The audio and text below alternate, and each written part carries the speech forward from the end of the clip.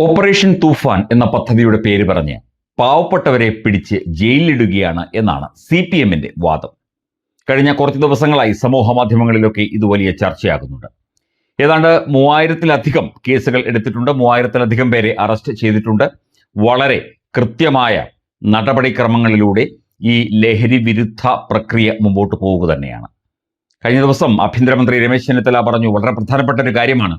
അതായത് ഈ food delivery ആപ്പുകൾ, അതിൽ പങ്കെടുക്കുന്ന അല്ലെങ്കിൽ അതിൽ ജോലി ചെയ്യുന്ന ആളുകൾ ഈ ലഹരി പദാർത്ഥങ്ങൾ വിതരണം ചെയ്യുന്ന ഒരു സംവിധാനത്തിലേക്ക് കാര്യങ്ങൾ എത്തിയിട്ടുണ്ട്. ഈ സ്വിഗ്ഗി, സൊമാറ്റോ പോലുള്ള ഫുഡ് ഡെലിവറി ആപ്പുകൾ, അതുപോലെ ഈ ഇ-കാർട്ട് പോലുള്ള ചില ഡെലിവറി ആപ്പുകളുടെയൊക്കെ അതിൽ പ്രവർത്തിക്കുന്ന, കോൺട്രാക്ട് ബേസിൽ പ്രവർത്തിക്കുന്ന യുവതി യുവാക്കൾ ഇത്തരത്തിൽ മയക്കുമരുന്നുകൾ പലർക്കും എത്തിച്ചു കൊടുക്കുന്നതായുള്ള വിവരങ്ങൾ പോലീസിന് കിട്ടിയിട്ടുണ്ട്. ഇവരെ പരിശോധിക്കില്ല, പക്ഷേ ഇനി ഇവരെ പരിശോധിക്കും. ഒരു തരത്തിലും അത് അനുവദിക്കില്ല എന്നുള്ള കാര്യം ആഭ്യന്തരമന്ത്രി കൃത്യമായി തന്നെ ചൂണ്ടിക്കാട്ടിയിട്ടുണ്ട്. ഇത് വളരെ നടപടിക്രമങ്ങളോടുകൂടി തന്നെ കൃത്യമായ ഒരു സംവിധാനം നടപ്പിലാക്കുകയാണ്. പോലീസിന്റെയും എക്സൈസിന്റെയും വിദ്യാഭ്യാസ വകുപ്പിന്റെയും ഒക്കെ തന്നെ സഹായത്തോടെ, ജനങ്ങളുടെയും ഒക്കെ സഹായത്തോടെ നടപ്പിലാക്കുകയാണ്. ഇതിനെ തകർക്കാനും ചില ആളുകൾ ഇറങ്ങി തിരിച്ചിട്ടുണ്ട് എന്ന കാര്യവും ആഭ്യന്തരമന്ത്രി ചൂണ്ടിക്കാട്ടുന്നുണ്ട്.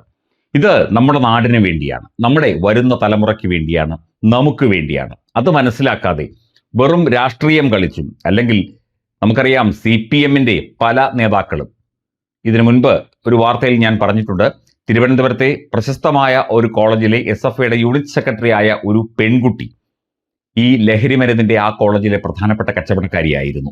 ഇപ്പോൾ അവർ അവിടെ ഉണ്ടോ എന്ന് നമുക്കറിയില്ല. എന്തായാലും അവരെ പിടിക്കുകയും അവരുടെ കയ്യിൽ നിന്ന് ലഹരി പദാർത്ഥം, രാസലഹരി ഉൾപ്പെടെ പിടിച്ചെടുക്കുകയും ചെയ്തിട്ട് അവരെ അറസ്റ്റ് ചെയ്യുകയോ കേസെടുക്കുകയോ പോലും ചെയ്തില്ല എന്നുള്ള റിപ്പോർട്ട് ഒരു 6-7 മാസം മുമ്പ്, അതായത് രണ്ടാം LDF സർക്കാരിന്റെ ആ ഒരു സമയത്ത് ഉണ്ടായിരുന്നു. അത്തരത്തിൽ വാർത്തകൾ ഉണ്ടായിരുന്നു.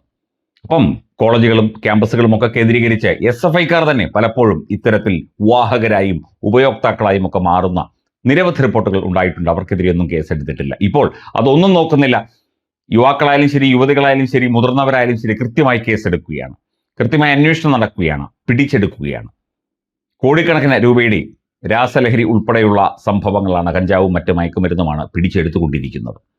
അപ്പോൾ പാവപ്പെട്ടവരെ ജയിലിലാക്കാനുള്ള പദ്ധതി എന്നൊക്കെ പറഞ്ഞ് ആ പദ്ധതിയെ താറടിച്ച് കാണിക്കാൻ, അതിനെ മോശമാക്കി കാണിക്കാൻ CPM ഗൂഢശ്രമങ്ങൾ നടത്തിക്കൊണ്ടിരിക്കുകയാണ് എന്ന് CPMൽ നിന്ന് തന്നെ പരാതി ഉയരുന്നു.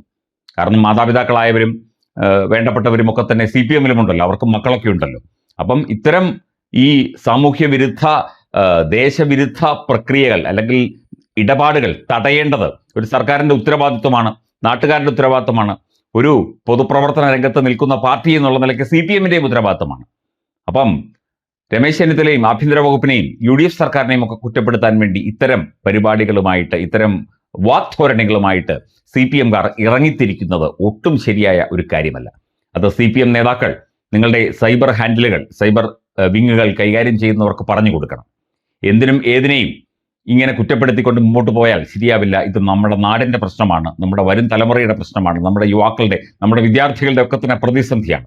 അതിനെ പരിഹരിക്കേണ്ടത്, അല്ലെങ്കിൽ അത് പരിഹരിച്ച് വേണ്ട രീതിയിൽ നടപടിയെടുക്കേണ്ടത് സർക്കാരിന്റെ ഉത്തരവാദിത്തമാണ്. അത് ചെയ്യാൻ അവരെ സഹായിച്ചില്ലെങ്കിലും അവരെ ഇത്തരത്തിൽ മോശക്കാരാക്കി കാണിക്കാനും പാവപ്പെട്ടവരെ ജയിലിലിടാനുള്ള പദ്ധതിയാണ് ഇതെന്നൊക്കെ പറഞ്ഞു വെക്കാനും ഒക്കെ നിങ്ങൾ കാണിക്കുന്ന ഈ ഒരു മിടുക്ക് ഒട്ടും നല്ലതല്ല. അത് നമ്മുടെ നാടിന് ചേരില്ല. നമ്മുടെ നാടിനോട് ചെയ്യുന്ന, നമ്മുടെ വിദ്യാർത്ഥികളോടും ഒക്കെ തന്നെ ചെയ്യുന്ന ഒരു ദ്രോഹമായിട്ട് വേണം ഇതിനെ കാണാൻ. അത് ഓപ്പറേഷൻ തൂഫാൻ, നാർക്കോ ഹണ്ടായാലും വിജിലൻസിന്റെ പ്രത്യേകമായ പദ്ധതികളായാലും ഒക്കെ തന്നെ നാടിന് വേണ്ടിയാണ് ചെയ്യുന്നത്, നാട്ടുകാർക്ക് വേണ്ടിയാണ്, നാടിന്റെ ഗുണത്തിനാണ് ചെയ്യുന്നത്. അത് തീർച്ചയായിട്ടും നടന്നേ പറ്റൂ. CPMന്റെ കാലത്ത് ഇവിടെ ലഹരിയുടെ ഒരു കേദാരമായിരുന്നു കേരളം.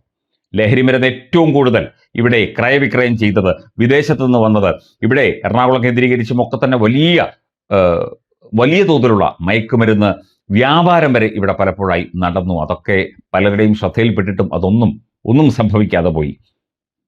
CPMകാർ ഇടപെട്ട് പല കേസുകളും ഒതുക്കിക്കൊടുത്തതായുള്ള വാർത്തകൾ അന്നുമുണ്ടായിരുന്നു. ഇന്നിപ്പോൾ അത് നടക്കുന്നില്ല.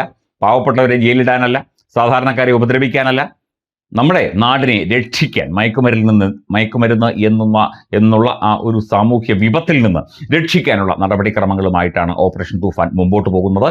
എല്ലാവരും സഹകരിക്കണം എന്ന എളിയ അപേക്ഷ മാത്രമേ നമുക്കും പറയാനുള്ളൂ.